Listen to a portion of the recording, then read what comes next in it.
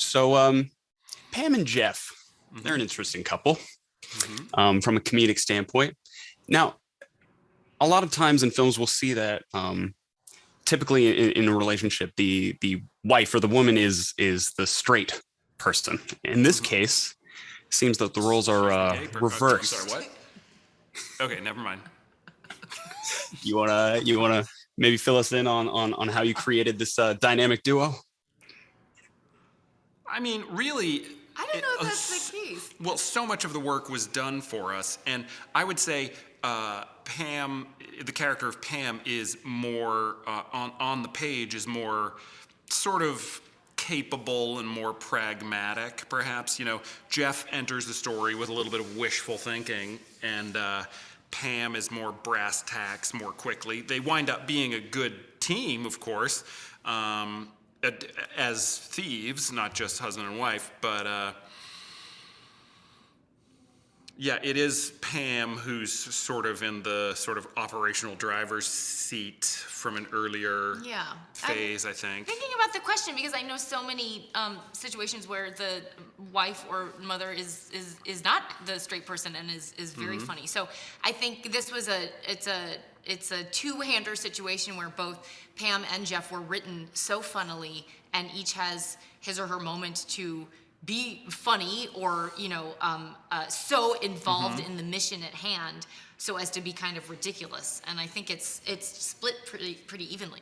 And I think they were quite truthfully written as well, in the sense that, you sense their love for their kids, for their home, for each other, the peril that they recognize they're in. They band together and being frustrated and annoyed by Tim and Allie's characters and stuff. So there's a lot of stuff that,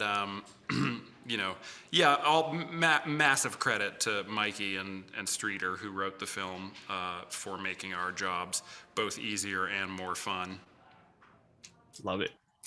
Now, I'm glad you brought up the script, because those writers, man, they really make you guys suffer this whole movie. I know. So, what did they have? I mean, did they write it with us in mind? Do they have a vendetta? What is going on? Yeah. How much did you suffer yourselves? How much of the stunt work was you guys versus, stunt people? Well, first and foremost, we had a fantastic stunts team, and they all the extremely painful stuff. Like I mean, when I look closely, I can see that it's Atlin, not me, in death-defying acts. So they were incredible, and in the way they trained us, phenomenal. But yeah, we got really beaten up. I mean, not in a way that you couldn't bounce back from, but I mean, it was physically taxing. Yeah, I mean, because I showed up thinking, so I'll get to spend a lot of time, I don't know, eating chili is what came to mind? Poutine. Poutine? Yeah. And maybe not even, I might even be able to phone some of my scenes in. But then I got there and they're like, no, you have to do all the stunts. We know you won't be good at a lot of them, but on the off chance that you are, that's what will make it to the final film.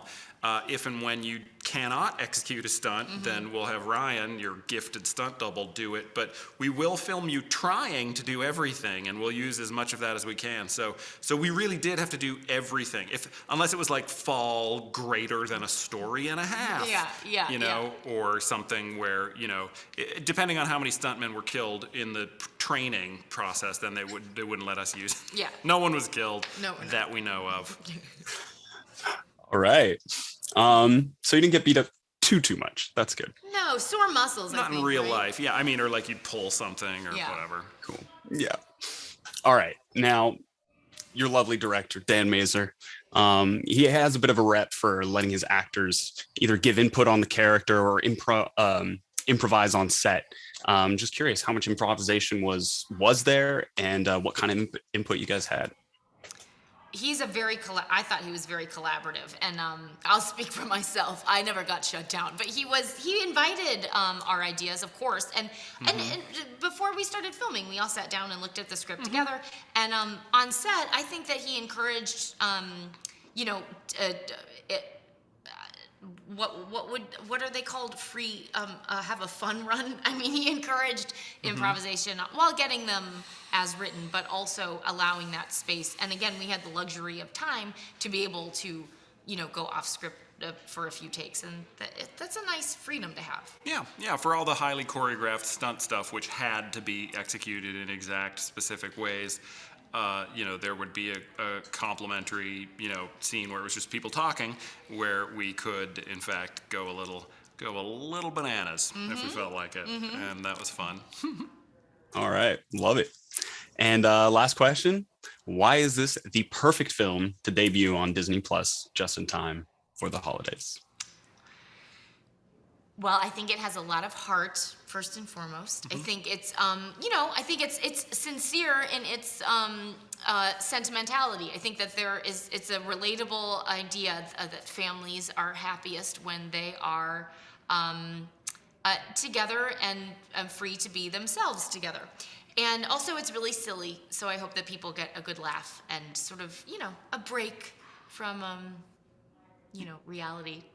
Yeah, This. I mean, Christmas films are best watched at home, because you don't know usually if you watch a movie at home, you know everybody on the couch with you. If you watch one at the cinema, which is of course wonderful, but you're not going to be like tickling the person in the front row and pouring popcorn down their back or whatever. You shouldn't be. You shouldn't be. But this is a cozy movie with a lot of hardcore violence, and so I think it's definitely a really fun one to watch at home.